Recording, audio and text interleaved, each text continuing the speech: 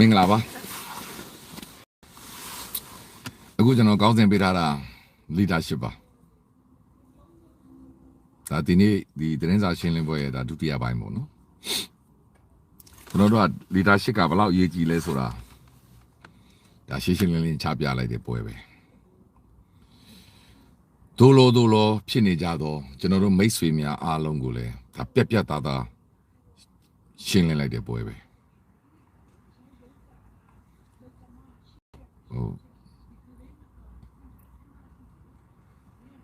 ပြောချင်တာကကျွန်တော်တို့ဒီပြတ်သားသောခေါင်းဆောင်မှု collective leadership နဲ့ပြတ်သားသောခေါင်းဆောင်တွေကသူပြတ်သားသောလှုပ်ရှားရှိတာများကိုကဘာကြီးနဲ့ထင်ဟပ်စေပြီး align ပေါ့နော်ကဘာကြီးနဲ့အတူကြည်လန်းလှမ်းနေတာကိုဒါပြတ်သားကျွန်တော်တို့ပြလိုက်တဲ့ပွဲတစ်ပွဲပဲဒီတင်းစာရှင်းလင်းပွဲရဲ့နောက်ွယ်မှာအလွန်အမတန်အရေးကြီးတဲ့ကျွန်တော်တို့တော်လှန်ရေးရဲ့အောင်ပွဲတွေအများကြီးလာတော့မှာကျွန်တော်တို့တက်သေးအထောက်ထားတွေနဲ့ရှာနေတာကြာပြီခင်ဗျလူတွေအစုလိုက်အပြုံလိုက်ဖြစ်တာလူမျိုးတုံးတက်ဖြတ်တာကျွန်တော်တို့ဒီကဘာကျော် Ranger ကိစ္စမှာတော့ကျွန်တော်တို့ Indian တို့လူ10ယောက်ကိစ္စပဲကျွန်တော်တို့တက်သေးအထောက်ထားရလိုက်တာကျွန်တော်တို့တက်သေးအထောက်ထားကဘာကိုမပြနိုင်ဘူးပေါ့ပြောချင်တာကဒါပေမဲ့တို့ဒီ ICC ကိုသွားတဲ့နေရာမှာတော့ဒါသက်ဆိုင်ရာ Ranger အဖွဲ့အစည်းများကတော့တို့တင်ပြမှာပေါ့ဒီဒါပေမဲ့ကျွန်တော်ပြောသလိုကဘာကြီးကို awareness လုပ်ဖို့အတွက်ကျွန်တော်လိုအပ်တဲ့သက်သေအထောက်အထားတွေမပြနိုင်ဘူးခင်ဗျအဲ့တော့အခုဟာသက်သေအထောက်အထားတွေလည်းကျွန်တော်တို့ပြနိုင်တယ်သက်သေအထောက်အထားတွေကိုကျွန်တော်တို့ collect လုပ်ဖို့နော်စုဆောင်းဖို့အတွက်လည်းကျွန်တော်တို့မှာအနေအထားတစ်ခုကိုကရင်ပြည်နယ်မှာရှိတဲ့ကရားပြည်သူများကရင်ပြည်သူများကတိုက်ပွဲတစ်ခုဆင်ပြီးတော့လိုအပ်တဲ့ဒီစစ်စင်ရေးတွေလုပ်ပြီးတော့နေမြေစိုးမိုးမှုရှိအောင်ကြိုးစားထားပြီးအဲ့မှာရှိတဲ့ PDF ကလင်းငယ်များနဲ့ KNPP ကရင်တပ်မတော်တွေကနေမြေစိုးမိုးမှုရှိအောင်အသက်တွေနဲ့စွန့်ပြီးလှုပ်ဆောင်လာပြီးတဲ့အနေအထား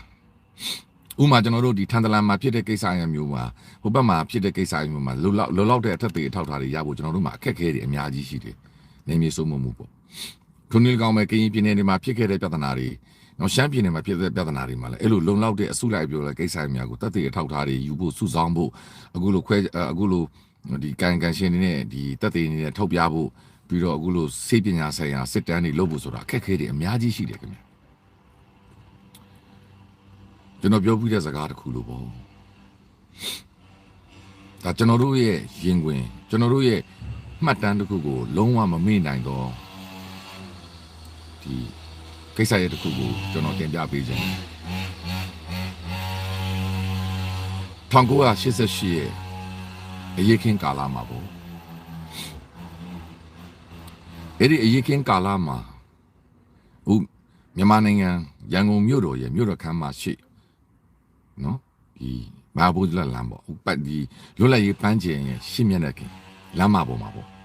ဒီရွှေတုံဒီစုလီဖျားဆိုရင်ဒါဆိုရင်ဘယ်မှုဖြစ်မလဲအရှိဘက်မှုဖြစ်မယ်တဲ့နော်ကျွန်တော်မှားမှာဆိုလို့အရှိအနောက်တောင်မြောက်ဒီဘက်ကဘန်နူလာပန်းချန်ရှိဒီဘန်အနော်တာမဟာဘန်နူလာလမ်းမပေါ်ကျွန်တော်တို့တောင်းသားများအထိုင်ပြီးတော့ထိုင်တာနော်ကျွန်တော်တို့ထိုင်ပြီးတော့အစငဲခံဆန္ဒပြကြတယ်နေရာမရှိတော့ဘူးလုံးဝမရှိတော့ဘူးကျွန်တော်အမှတ်မှားဘူးဆိုရင်တောင်းသား900ရှိမယ်ကတော့မကဘူးတင်တယ်အဲ့တော့တနေ့ကုန်ခလေးတောင်းသားတွေဆန္ဒပြကြတော့ရန်ကုန်မြို့မှာရှိတဲ့ပြည်သူများဟာတွားရောက်အားပေးကြတယ်ဝိုင်းရံကြတာပေါ့အဲ့တော့ခလေးဒီចောင်းသားចောင်းသူများပေါ့အဲ့ဒီချိန်ကတော့ကျွန်တော်တို့အရွယ်တွေပေါ့နော်အဲ့ဒီခေတ်ကဂျန်စီတွေပေါ့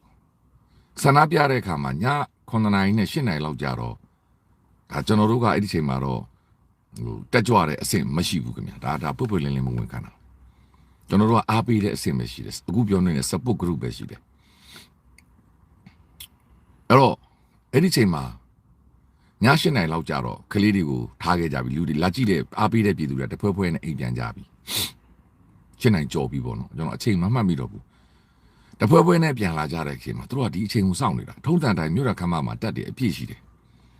ကျွန်တော်လွတ်လပ်ရေးအခမ်းအနားလုပ်ခဲ့တဲ့နေရာလေမြို့ရခမ်းမရနေပြီးတော့ဒီလေသာဆောင်အပေါ်မှာကျွန်တော်လွတ်လပ်ရေးနေ့အခမ်းအနားကိုယူခဲ့တဲ့နေရာပါ အဲ့တော့တဖြည်းဖြည်းနဲ့ပြန်ကြပြီပေါ့အခြေအနေကလည်းတဖြည်းဖြည်းတင်းမာလာတဲ့ပုံမြင်ရတယ်သူတို့အထက်ကနေတက်ပြီးပြင်ဆင်နေတဲ့ပုံပဲအဲ့တော့ကျွန်တော်လည်းအကြောက်တရားရှိတာပဲလीနော်ဒါကျွန်တော်ရိုးရိုးသားသားပြောတာလူတယောက်ဒီသူရဲကောင်းဖြစ်ဖို့လူတယောက်ဒီစွတ်လို့ဖို့ဆိုတာဗဇက်ပြောတာလို့လားဦးကျွန်တော်လက်တွေ့ကိုပြောပြမယ်နောက်ဆိုကျွန်တော်လည်းပြန်တာပေါ့ကျွန်တော်လည်းကြောက်တာပေါ့အဲ့ဒါနဲ့အဲ့ဒီကနေပြီးတော့ကျွန်တော်ကအဲ့ဒီနော်ထာလန်းတိုင်းပဲတက်လာတယ်မဟုတ် sorry မာဘာလူလန်းတိုင်းပဲကျွန်တော်ဒီပဲဘိုးအောင်ကျော်လန်းဘက်ကိုလမ်းလျှောက်လာတယ်လမ်းလျှောက်လာတော့အားလုံးသိတဲ့အတိုင်းပဲဒီဘဲဘက်ချမ်းမှာအညာဘက်ချမ်းပါဆိုတဲ့ထိတ်မှာကစာတယုံဘဲဘက်ချမ်းမှာကကျွန်တော်တို့ဟိန္ဒူဘုရားကျောင်းအဲ့ဒီမရောက်ခင်မှာဆရာဥဖုံဓာတုဗေဒရဲ့ကျူရှင်ကျောင်းနော်ပြီးတော့ညာဘက်ချမ်းမှာကကြောက်တရားမြို့နယ်မဝဒကြောက်တရားမြို့နယ်ကောင်စီယုံဒီ36လမ်းထိပ်ပေါ့ပြီးတော့ဒီမန်ဘက်တူလက်လမ်းနဲ့ဒီဘာလန်တောက်ညာဘက်ချမ်းမှာကျတော့အီမာနွေလာဘုရားကျောင်းဒီဘက်ချမ်းမှာကျတော့ဒီလာဝကယုံအဲ့ဒါဒီတိုင်းပဲကျွန်တော်ကတက်လာပြီးတော့ personal ထိတ်နာလောက်ရောက်တဲ့အချိန်မှာကျွန်တော်ချိုးတက်လိုက်တယ် personal အလဲလန်းတိုင်းကျွန်တော်ပြန်လိုက်တဲ့အချိန်မှာစပြီးပြစ်ဒဏ်ကြားလာတယ်တနက်တန်ကြီးစီပြီးထွက်လာတာဒါ1988မှာရှိတဲ့မဆာကဲတကူပါဟာပြစ်ပြီးဆိုပြေးဆိုတော့ကျွန်တော်အနေထားပေါ့တခြားလူတွေလည်းအထူးပါပဲကျွန်တော်တို့တော့ပြန်ကယ်ဖို့ထဲလွတ်အောင်ပြေးရပြီဘာလို့လဲဟိုမှာရှိတဲ့ကလေးတွေလည်းအပြစ်ခံရပြီဘယ်လိုမှကျွန်တော်တို့မှပြန်လဲခုခံနိုင်တဲ့အင်အားလည်းမရှိဘူးအဲ့တော့သူတို့ပထမဆုံးလုပ်လိုက်တဲ့ချက်ဒီမိဖြတ်လိုက်တယ်မိဖြတ်ပြီးအမှောင်ထဲမှာကျွန်တော်သိသလောက်ပေါ့နော်အဲ့ဒီမြို့တော်ခမ်းမဝင်းထဲမှာရှိတဲ့ကားသူတို့စစ်ကားကြီးတွေမိမောင်းထိုးတော့မိတွေထိုးပြီးတော့ပြစ်တော့တာမြန်မာလူရိုးရိုးလေးပြောရရင်တတ်ကွင်းပဲပြစ်တာအဲ့တော့အိမ်မှာရှိတဲ့မြို့ကန်တွေကအာပြစ်ကလေးတွေတေပါပြီဆိုပြေးကြကျွန်တော်လည်းပြေးတာပဲပေါ့နော်ပြေးတယ်ကိုယ့်အိမ်ကိုရောက်တယ်အပေါ်တက်တယ်တမျိုးလုံးကြောက်တရားမျိုးနယ်တစ်ခုလုံးပွဲလောက်ရောက်သွားတာဘယ်သူမှလည်းမထွက်ရတော့တိတ်ဆိတ်ငြိမ်သက်သွားတာမနဲ့လည်းကြောက်လူတွေအရှူရှူထွက်ပြီးကျွန်တော်ကအစားသက်ကြည့်တော့ဘာမှမရှိတော့ဘူးဘာတွေးခွက်မှမရှိတော့အကုန်လုံးမိသက်ပိုက်တွေနဲ့မိသက်ပိုက်ကလည်းအိမ်မှာပဲစုလေပြားမှာပဲရှိတာစုလေပြားမှာဘိုးမိသက်ရှိတယ်ခင်ဗျာအကုန်လုံးရှင်းလင်းဒါပဲနောက်ပြန်ကြားရတဲ့တင်ကြီးဖြစ်ပြီးတဲ့အချိန်မှာကားပေါ်မှာအဲ့ဒီမသိမချင်းအလောင်းတွေပါအကုန်လုံးယူသွားပြီးတော့အကုန်လုံးမိရှို့ပလိုက်တာကျွန်တော်မှာအကုန်မိရှို့ပလိုက်တာကလေးတွေယာနဲ့ချီပြီးအမျိုးသားအမျိုးသမီးကျောင်းသူကျောင်းသားတွေယာနဲ့ချီပြီးမိရှို့ပလိုက်တာအဲ့ဒါအခုအများပြောနေတဲ့ရန်ကုန်မြို့လေကောင်ကျွန်တော်တို့လွတ်လပ်ရေးအခမ်းအနားပေါ့နိုင်ငံရေးရတဲ့ခြားစဉ်းစားကြည့်ပါမြန်မာနိုင်ငံလွတ်လပ်ရေးယူထားတဲ့နေရာနော်ဝန်ကြီးချုပ်ဦးနုလွတ်လပ်ရေးယူထားတဲ့နေရာမှာလှုပ်ထားတာတောကြိုအုံကြားမှာလှုပ်ထားတာမဟုတ်ဘူးလူမသိမသူမသိမဟုတ်ဘူးမြို့လေကောင်မှာကိုပြောင်လှုပ်ထားတာ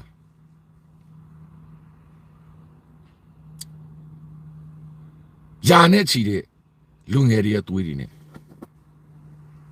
ဒါနောက်ပိုင်းပြန်ကြားရတဲ့သတင်းနောက်တိုင်းပြန်ကြားရတဲ့သတင်းပေါ့ကျွန်တော်လည်းမသိပါဘူးเนาะဒီမှာကြံတော်မှာမီးရှို့လိုက်တဲ့အခါမှာမသိတဲ့လူတွေလည်းပါတယ်လို့ပြောတယ်မသိသေးဘူးရှင်းလက်မိသူကြိုဆက်တဲ့ထဲပလိုက်တာခင်ဗျာမိသူကြိုဆက်တဲ့ထဲပလိုက်တာအဲ့ဒီစရင်အဲ့ဒီចောင်းသားတွေရဲ့စရင်ရင်းနေထိမပေါ်သေးဘူးဘယ်သူတွေပါသွားတယ်လဲဘယ်သူမှမသိဘူးဘယ်နိုင်ငံရေးသမားမှဂယူမဆိုင်ဘူးဘယ် NLD ပါတီဝင်ရမှာအဲ့ဒါကိုဖော်ထုတ်ဖို့လည်းမကြိုးစားခဲ့ဘူးယနေ့မြန်မာနိုင်ငံမှာနာမည်ကြီးနေတဲ့မြည်သည့်နိုင်ငံရေးသမားမှအဲ့ဒီအကြောင်းတွေကိုပြန်ပြောတာလည်းမကြတော့ဘူး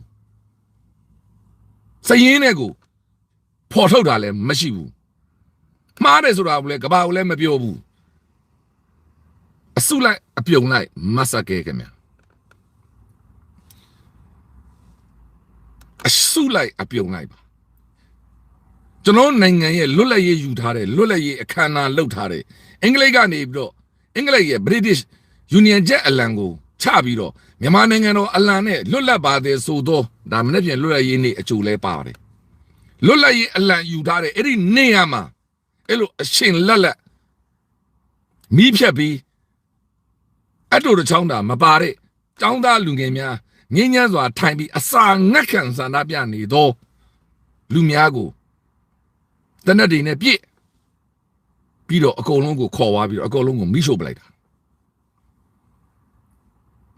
အဲ့ဒါကိုဖော်ထုတ်တဲ့လူလည်းမပေါ်ဘူးပြန်လဲတန်းတပြီးပြောတဲ့လူဆိုရင်လည်းမပြောနဲ့ငါတို့ငြိမ်းချမ်းရေးလုပ်နေတယ်ငါတို့စစ်ဆက်ရေးလုပ်နေတယ်ပြောခွင့်မရှိဘူးမှတ်တမ်းတင်တဲ့လူလည်းမရှိဘူးယနေ့ကျွန်တော်မေးကြည့်ခြင်းတယ်ကျွန်တော်တော့မသိဘူးပေါ့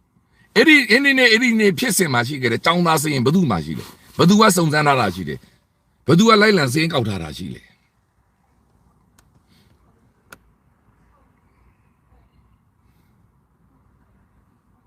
ဒါကျွန်တော်ကိုယ်တိုင်ကြုံတွေ့ခဲ့ရတာဒါပေမဲ့ကျွန်တော်မျက်စိရှေ့မှာတော့မဖြစ်လိုက်ဘူးကျွန်တော်ကိုယ်တိုင်လည်းပြေးတာဒါပေမဲ့ကျွန်တော်နောက်ကျောခံပြီးပြေးတာကျွန်တော်ထွက်လာတဲ့အချိန်မှာမပြစ်သေးဘူးခင်ဗျာဒါပေမဲ့ကျွန်တော်အိမ်ပေါ်ရောက်တဲ့အချိန်ထိကြားနေရတယ်တောက်တရားမျိုးနယ်မှာအဲ့ဒီချိန်မှာနေတဲ့လူအကုန်သိတယ်မြို့လေကောင်ကြီးမှာပေါ်ပေါ်တင်ကိုလှုပ်သွားတာကျွန်တော်ပြောသလိုပဲအဲ့ဒီနောက်ဆုံးထွက်တတ်မှာအဲ့လိုမတရားလုပ်ခံရတဲ့လူရဲ့ကိုစားဘယ်နိုင်ငံရေးသမားများကတောင်းဆိုခဲ့တယ်လဲဘယ်နိုင်ငံရေးသမားကတရားမျှတမှုကိုပြောဆိုခဲ့တယ်လဲဘယ်နိုင်ငံရေးသမားများကသူတို့အတွက်ရက်တီပေးပြီးပြောခဲ့တယ်လဲအဲ့လိုပြောမယ်အစားသူတို့ရဲ့နိုင်ငံရေးပါဝါတွေသူတို့ရဲ့နိုင်ငံရေးအရှိန်အဝါတွေနဲ့ပြည်သူတွေကိုချနှင်းပြီးတော့စစ်ဆက်ကြကြတယ်ငြိမ်းချမ်းခဲ့ကြတယ်သူတို့နဲ့ပူးပေါင်းပေးခဲ့ကြတယ်ခဏတော့တန်ကောင်ကြီးကိုပို့ပြီးတမ်းမလာအောင်တန်ကောင်အဖြစ်ပဲလုပ်ပေးခဲ့ကြတာခင်ဗျာဒါကျွန်တော်နိုင်ငံရဲ့တကယ်ခါပြီးတဲ့အမှန်တရားတွေပဲ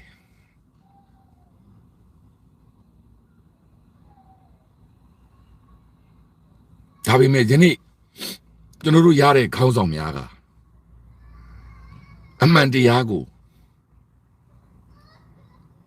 ကျွန်တော်တို့ရဲ့လူခွင့်ရေးဝန်ကြီးဦးအောင်မျိုးမင်းကျွန်တော်တို့ရဲ့နိုင်ငံတကာရေးရာဝန်ကြီးဒေါက်တာဆဆာယနေ့ကဘာကြီးကိုချပြတယ်ယနေ့ပြည်သူတွေကိုချပြတယ်ထိုနည်း၎င်းပဲကျွန်တော်တို့ရဲ့ညီနောင်ကင်းနီလက်နက်ကိုင်များကင်းနီခေါင်းဆောင်များကင်းနီရဲတပ်ဖွဲ့များကင်းနီမှာရှိတဲ့ဆရာဝန်များလူမှုအဖွဲ့အစည်းများကအားလုံးအသက်တွေနဲ့စွန့်ပြီးတော့ဒီအထောက်ထားတွေကိုကဘာကြီးကိုချပြနိုင်ဖို့အခုဆိုရင်အဲ့ဒီမှာရှိတဲ့လူတွေရဲ့နာမည်တွေကိုရဖို့အတွက်သူတို့နှီးမျိုးစုံနဲ့စူးစမ်းနေရပြီကျွန်တော်ပြောသလိုရန်ကုန်မြို့တော်ခမ်းမမှာရှိခဲ့တဲ့အဲ့ဒီမတရားခံခဲ့ရတဲ့ပြည်သူများအတွက်လွန်ခဲ့တဲ့32နှစ်လုံးပြောဆိုတာမကြတော့ဘူးဒါကြောင့်တစ်ခုပဲထောက်ပြတာအမေတို့ကလည်းအလွန်အမတန်အကြီးကျယ်တဲ့ကိစ္စရပါဦးပြောနေတဲ့မဆက်ကဲပါယာနဲ့ချီပါတယ်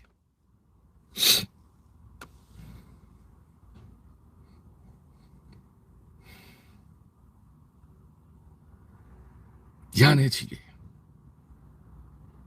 ဘယ်တော့မှလည်းမေ့လို့မရတဲ့မြင်ကွင်းပါ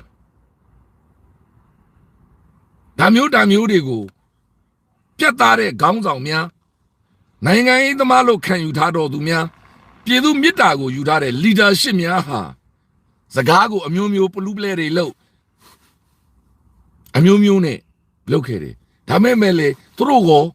ခံစားလားသူတို့လည်းမခံစားရဘူးသူတို့လည်းထောင်ထဲကမထွက်ရဘူးသူတို့လည်းပြေးနေရတာပဲသူတို့လည်းတတိပြက်စီဆုံးရှုံးနေတာပဲသူတို့လည်းနစ်နာမှုတွေအများကြီးရှိနေတာပဲရလက်ကဘာရလဲဘာမှမရဘူးပို့ဆိုးသွားတာပဲရှိတယ်အဲ့ဒီပို့ဆိုးသွားတာကိုလေယနေ့ထိအမှန်ကိုအမှန်တိုင်းမမြင်ကြသေးတဲ့သူတွေရှိသေးတယ်ယနေ့ထိ ဆုံးရှုံးတဲ့လူတွေများရဲ့ကိုစားကိုမဟုတ်သေးတယ်ကိုအသက်ရှင်နေတာကိုအသက်ရှင်နေတဲ့အတွက် तू အသက်ရှင်ဖို့ပဲ तू စဉ်းစားနေတာဒါပေမဲ့ယနေ့ကျွန်တော်တို့ရထားသော NUG အစိုးရ CRPH ခေါင်းဆောင်များ NUCC ခေါင်းဆောင်များဒေါက်တာတေဇာဆန်းတို့ဦးဆောင်သော NUCC ခေါင်းဆောင်များကပြက်ပြက်သားသားပြောနေပြီကျွန်တော်တို့ခေါင်းဆောင်မျှော်စရာမလိုဘူးကျွန်တော်တို့မှာခေါင်းဆောင်ရှိနေပြီကျွန်တော်တို့မှာအစိုးရအဖွဲ့ရှိနေပြီသူတို့ဒီမှန်ကန်တဲ့လမ်းကြောင်းကိုရှိနေပြီတွားနေပြီခေါင်းဆောင်အဟောင်းတွေမျှော်စရာကိုမလိုတော့ဘူး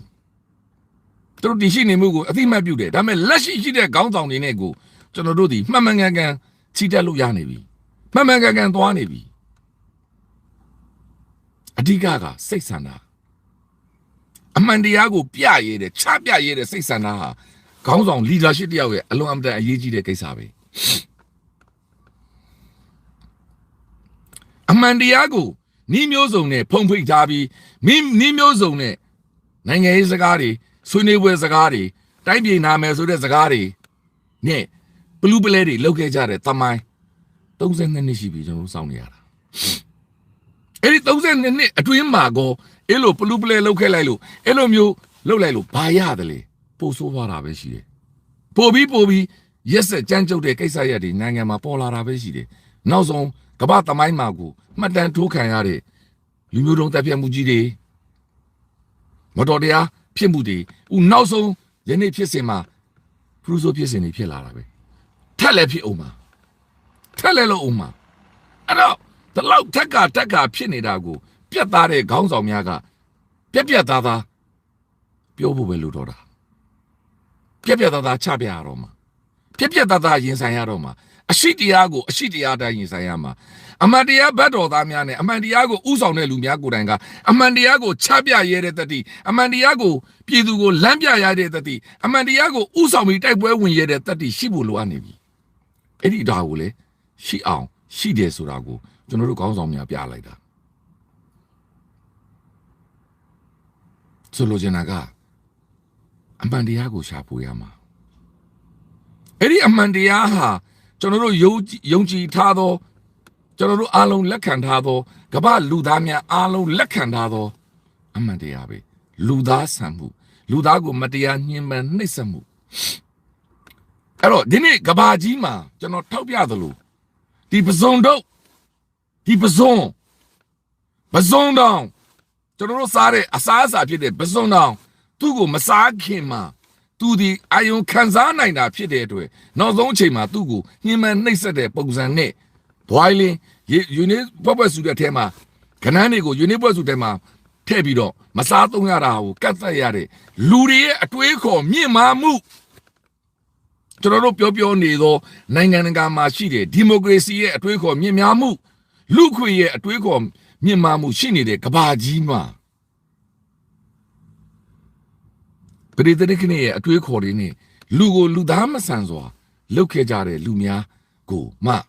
ကျွန်တော်တို့ကအမှန်တရားကိုမချပြရဲဘဲနဲ့ဘလို့အမှန်တရားလမ်းစဉ်နဲ့ဘလို့ဒီမိုကရေစီနိုင်ငံနဲ့ဘယ်လိုမိကဲ့သို့သောလူခွေရေးနိုင်ငံတော်ကြီးကိုတည်ဆောက်မလို့လဲ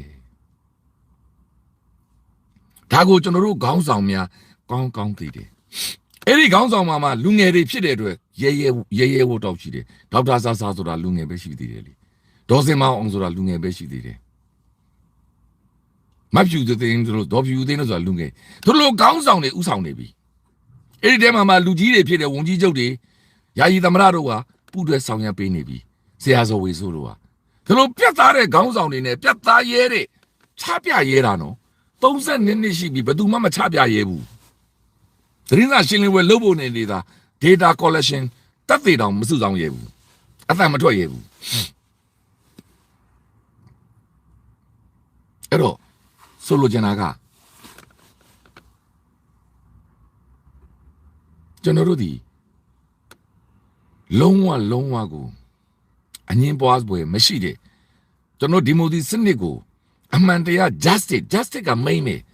justice ကိုဖော်ဆောင်ပြီးမှဒီမိုကရေစီကိုသွားလို့ရမှာ justice ကိုဖော်ဆောင်ပြီးမှ federal သွားလို့ရမှာခင်ဗျဘာဖြစ်လို့လဲဒီကျူးလွန်တဲ့လူတွေအားလုံးဒီလူငယ်ချမ်းသာခွင့်ရောက်နေရင်တို့ကျူးလွန်ရုံပါလေ ဒီကျူးလွန်နေတာရှိနေသူကြီးကျွန်တော်တို့ဘလို့တရားမျှတမှုရှာမလဲဘလို့လူခွင့်ရေးကိုရှာမယ်လူခွင့်ရေးကိုဖောက်ပြတ်နေတဲ့လူတွေရှိနေတဲ့လူမှုပတ်ဝန်းကျင်အတိုင်းဝန်းကြီးမှာဘလို့လို့လူခွင့်ရေးရနိုင်မှာလဲလူခွင့်ရေးကိုကျူးလွန်နေတဲ့အတိုင်းဝန်းမှာဘလို့လို့ငြိမ်းချမ်းရေးရနိုင်မှာလဲလူခွင့်ရေးကိုတောက်လျှောက်ဖောက်ပြတ်ပြီးတော့ကျူးလွန်နေတဲ့အတိုင်းဝန်းမှာဘလို့ဖက်ဒရယ်ဒီမိုကရေစီစနစ်ကြီးဖြစ်လာနိုင်မှာလဲဒါကိုပြက်ပြက်သားသားကျွန်တော်တို့ရဲ့ခေါင်းဆောင်များ leader များ leadership ခေါင်းဆောင်မှု scale ဆိုတာဒါကိုဆိုလို့ချင်တာ collective leadership ဆိုတာဒါကိုဆိုလို့ချင်တာဒါတို့ NUG အစိုးရရဲ့အစည်းအဝေးဆုံးဖြတ်ချက်မပါဘဲနဲ့ဒီဥစ္စာကိုသတင်းစာရှင်းလင်းပွဲလုပ်စရာကိုအကြောင်းမရှိဘူးရှင်းနေတဲ့ကိစ္စကြီးကျွန်တော်ဒီ collective NUCC ရဲ့ညညွန်ချက်မပါဘဲနဲ့ဒီသတင်းစာရှင်းလင်းပွဲလုပ်စရာမရှိဘူးထုံးလေးကောင် CRPH ရဲ့လမ်းညွှန်ချက်မပါဘဲနဲ့သတင်းစာရှင်းလင်းပွဲလုပ်စရာမရှိဘူးဒါဆိုရင်ကျွန်တော်တို့ကိုဥဆောင်နေတဲ့ CRPH NUCC နဲ့ NUG ဒီမှန်ကန်သောလမ်းကြောင်းတွေနဲ့လူသားဆန်သောခေါင်းဆောင်များကျွန်တော်တို့ရနေပြီအဲ့ဒီတောင်မှကျွန်တော်တို့ကမထောက်ခံရင်ဘယ်လာကိုကျွန်တော်တို့ကထောက်ခံအောင်မလဲဘာဘူးမျှော်နေကြအောင်မလဲအမှန်တရားကိုလိုချင်အမှန်တရားထက် justice တရားမျှတမှုကိုလိုချင်မိမိအိမ်အသိမ်းခံရတယ်မိမိစီးပွားမတရားလုပ်ခံရတယ်မိမိမှတ်ပုတ်တယ်မပေးခံရဘူးမိမိကိုခွဲခြားဆက်ဆံနေလူမျိုးရဲ့လူမျိုးမပြောက်ဘာညာပေါ့အဲ့ဒါဒီအဲ့တော့မှတ်ပုတ်တယ်နေမခံရဘူးဒုတိယအသားစီရီစင်တွေခံစားနေရတယ်မိမိလေယာတွေအသိမ်းခံရတယ်မိမိမြေတွေအသိမ်းခံရတယ်မိမိစီးပွားတွေအဖြတ်ခံရတယ်မိမိကို passport မပေးဘူး black list လုပ်ထားတယ်မိမိကိုနိုင်ငံကထွက်ခွာခွင့်မပေးဘူးချုပ်နှောင်ထားတယ်ဒီလိုအခွင့်အရေးတွေကိုအားလုံးကိုပြန်လဲရယူပေးမယ်တရားမျှတမှုမိမိရဲ့မတရားခံနေရတဲ့မတရားမှုများအားလုံးကိုလှုပ်ပေးမယ်ခေါင်းဆောင်တွေပေါ်နေတဲ့အချိန်မှာအဲ့ဒီခေါင်းဆောင်တွေကိုမထောက်ခံဘဲနဲ့ဘယ်လိုနီးနဲ့အဲ့ဒီမတရားမျှတမှုကိုရှာကြမလို့လဲတစ်ချိန်ကတော့သူတို့နဲ့ပူပေါင်းပြီးတရားမျှတမှုကိုရှာဖို့လမ်းကြောင်းကိုရွေးခဲ့ကြတယ်အဲ့ဒီတရားမျှတမှုမရတဲ့အပြင်အဲ့ဒီရွေးခဲ့တဲ့လူတွေကိုယ်တိုင်ယနေ့ထောင်ထဲရောက်နေပြီယနေ့ရွေးခဲ့တဲ့လူတွေကိုယ်တိုင်ပစ္စည်းတွေအသိမ်းခံနေရပြီယနေ့ရွေးခဲ့တဲ့လူတွေအကုန်လုံးထွက်ပြေးနေရပြီတော်လှန်နေရပြီတော်လှန်ရေးသမားတွေဖြစ်ကုန်ပြီဒါဆိုရင်မိမိမတရားမှုကိုလှုပ်ထားတဲ့လူတွေကိုတရားမျှတမှုရအောင်လှုပ်ပေးမဲ့လူတွေကိုမထောက်ခံမဲနဲ့မကူညီပဲနဲ့ခဏတော့ကိုမှတ်ပုတ်တင်မရတဲ့ကိစ္စဘယ်သူကလုပ်ပေးမှာလဲကိုနိုင်ငံသားအငြင်းပယ်ခံရတဲ့ကိစ္စဘယ်သူကလုပ်ပေးမှာလဲကိုမြေယာမတရားသိမ်းခံတဲ့ကိစ္စဘယ်သူလုပ်ပေးမှာလဲကိုစီးပွားရေးတွေမတရားဖျက်ခံတယ်ဘယ်သူလုပ်ပေးမှာလဲဒါပြောချင်တာကကျွန်တော်တို့နိုင်ငံမှာတရားမျှတမှုကိုရှာဖွေပေးမဲ့ခေါင်းဆောင်တွေပေါ်နေပြီပါဇက်နဲ့ပေါ်နေတာမဟုတ်ဘူးလေလိုင်းတွေကပြောနေတာမဟုတ်ဘူးstatement ထုတ်နေတာမဟုတ်ဘူးလက်တွေ့ချပြနေပြီဘာနိုင်ငံရေးအကျိုးမြတ်ထုတ်ဘူးမှမပါဘူးအမှန်ကိုအမှန်တိုင်းချပြနေပြီ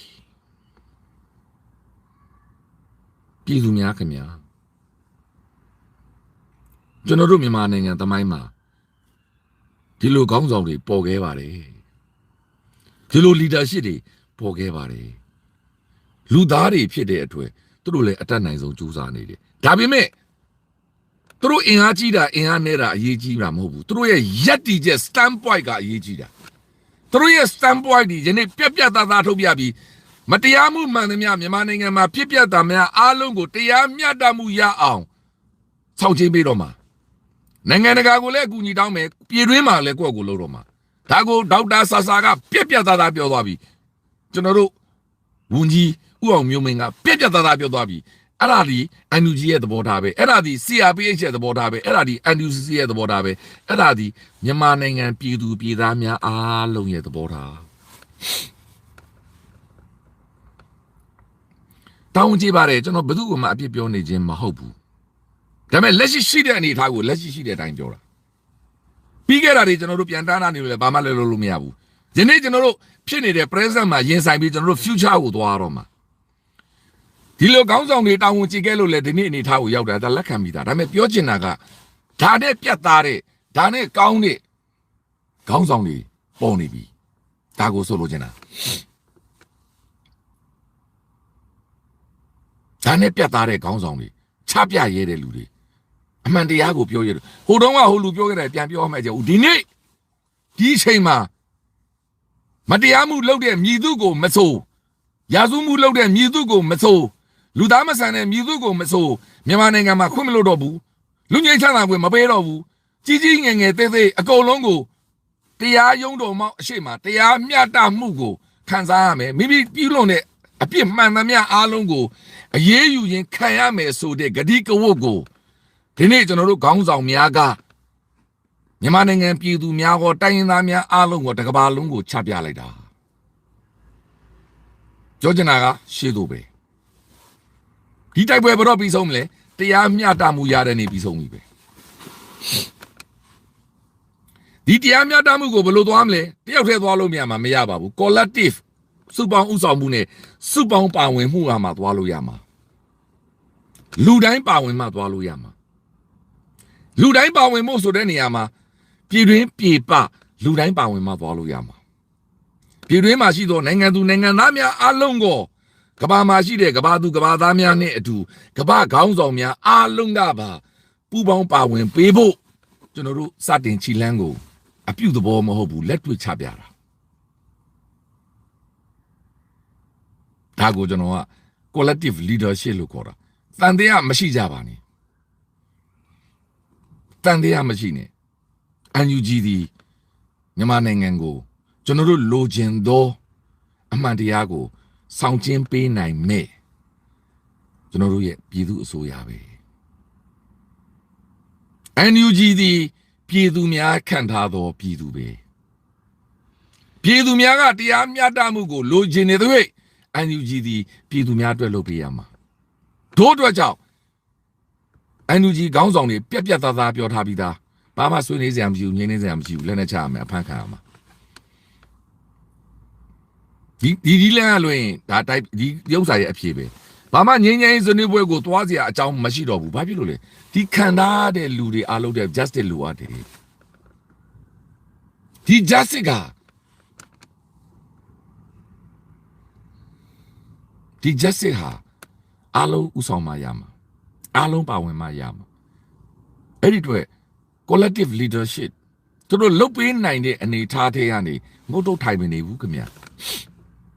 မရရအောင် connection တွေလုပ်ဆက်သွယ်ရေးတွေလုပ်မရရအောင်သတင်းစာရေးတွေရှင်းလင်းပွဲတွေလုပ်မရအောင်တက်တဲ့အထောက်ထားတွေလုပ်ပြီးလုပ်သွားတာဒီနေ့ကျွန်တော်တို့အောင်ပွဲခံတဲ့နေ့ကြရင်ဒါနဲ့ကောင်းတဲ့တက်တဲ့အထောက်ထားတွေတက်တွေလူတက်တွေပုဂ္ဂိုလ်တက်တွေပစ္စည်းတက်တွေအများကြီးထွက်လာအောင်ပါပြောချင်တာကဒီပဲရေးခင်းမှာပါတဲ့လူတွေအားလုံးရဲ့တက်တွေထွက်မှုတွေကြားရအောင်ပါရခိုင်ရေးခင်းမှာပါတဲ့လူမိထီလာရေးခင်းမှာပါတဲ့လူတွေရဲ့တက်တွေကြားရအောင်ပါကချင်ပြည်နယ်မှာပါခဲ့တဲ့လူတွေတက်တွေကြားရအောင်ပါရှမ်းပြည်နယ်မှာပါခဲ့တဲ့လူတွေကရင်ပြည်နယ်မှာပါခဲ့ဦးလေးကေကောမှာဖြစ်ခဲ့တဲ့ကိစ္စတက်တွေအများကြီးကြားရအောင်ပါထိုနည်း၎င်းချင်းပြည်နယ်ထန်တလန်မှာဖြစ်ခဲ့တဲ့ကိစ္စစကိုင်းတိုင်းကနီမှာဖြစ်ခဲ့တဲ့ကိစ္စတွေအားလုံးရဲ့တက်တွေအများကြီးကြားရအောင်ပါဆိုလိုချင်တာကရာဇဝတ်ဘေးပြေးမလို့ပါဘူးကျွန်တော်တို့ငယ်ငယ်တည်းကကြားဘူးထားတဲ့ကိစ္စပါရာဇဝတ်ဘေးပြေးမလို့ပါဘူးအဲ့ဒီပြေးမလို့တဲ့ရာဇဝတ်ဘေးကိုပြေးလွတ်အောင်ပူပေါင်းပေးနေတဲ့လူတွေအားပေးနေတဲ့လူတွေထောက်ခံနေတဲ့လူတွေများအားလုံးဒီလေကျွန်တော်ပြောသလိုပူပေါင်းကြံစီသူများပဲအဲ့ဒီလူတွေလည်းထိုက်တဲ့ပြစ်ဒဏ်တွေပေးခံရမှာတက်တွေဖျောက်ဖျက်တဲ့လူတွေလူတက်တွေပစ္စည်းတက်တွေများကိုဖုံးဖိပေးတဲ့လူတွေအားလုံးလည်းပူပေါင်းပါဝင်မှုပဲဒါဒီနိုင်ငံတကာကလက်ခံထားသောကဘာကြီးကလက်ခံထားသောကဘာသူကဘာသားများကလက်ခံထားသောတရားစီရင်စနစ်ပဲအဲ့ဒီတရားစီရင်စနစ်ဖြစ်တဲ့အတွက်ဒီတရားစီရင်စနစ်မှာအမြန်ဆုံးမင်းတို့မကျူးလွန်ရင်တော့ဘာမှမဖြစ်ဘူးအရေးယူခံရတော့မှာ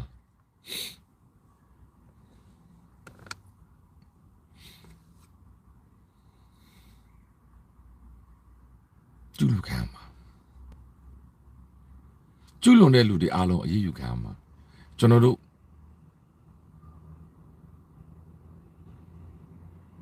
ဒီမတရားခံရတဲ့လူတွေမိုးကောင်းငယ်ကနေအားလုံးကြည့်နေပါ အဲ့ဒီမတရားခံရတဲ့လူတွေရဲ့ဝိညာဉ်တွေကကျွန်တော်တို့မြန်မာနိုင်ငံမှာဝဲပြန်နေတယ်အဲ့ဒီခေါင်းဆောင်များရဲ့ပြောဆိုမှုများကိုသူတို့အပေါ်ကနေဝမ်းနေစွာနဲ့ငိုကြွေးနေမှာအဲ့ဒီအတွက်အဲ့ဒီဝိညာဉ်များတွေရဲ့ကိုစားသူတို့ရဲ့မိသားစုဝင်များဖြစ်တယ်ကျွန်တော်တို့တွေညီကိုမောင်နှမတွေနိုင်ငံသားများကသူတို့တဲ့တရားမျှတမှုကိုဖော်ဆောင်ပေးရမှာတရားမျှတမှုဆိုတာအနှိမ့်ဆုံးကျူးလွန်တဲ့လူတွေဟာကျူးလွန်တဲ့အပြစ်ဒဏ်ကိုခံရမှာဖန်ဆီးအချုပ်နှောင်ခံရမှာသူတို့မှားတယ်ဆိုတဲ့အကြောင်းကိုသူတို့ကိုတက်တည်ပြရမှာအဲ့လိုမှမဟုတ်ရင်ကျွန်တော်တို့ရဲ့ညီကိုမောင်နှမတွေနှစ်90ရှိပြီမြန်မာနိုင်ငံရဲ့မိုးကောင်းကင်ပေါ်မှာဝိညာဉ်တွေငိုကြွေးနေကြတယ်ကျွန်တော်တို့ရဲ့သူရဲကောင်းဝိညာဉ်တွေငိုကြွေးနေကြပြီအဲ့ဒီဝိညာဉ်တွေများကိုလည်းမတိကြိုးကြုံပြုတ်ပြီးတော့နေလို့မရဘူးသူတို့အတွက်တရားမျှတမှုတွေ justice တွေကိုဖော်ဆောင်ပေးရမယ်အဲ့ဒီဖော်ဆောင်ပေးဖို့အတွက်ကျွန်တော်တို့ကိုဖော်ဆောင်ပေးနိုင်သောခေါင်းဆောင်တွေပေါ်နေပြီကျွန်တော်တော့မဖော်ဆောင်နိုင်ဘူးလေဒါယူသသားပြောတာဒေါက်တာဆဆဖော်ဆောင်နိုင်တယ်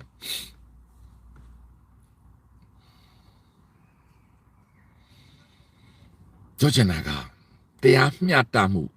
ကျွန်တော်တို့မျိုးဦးတော်လိုင်းရဲ့ပထမဆုံးကြွေးကြော်တယ်ပြီး justice ပါ we want justice ပါ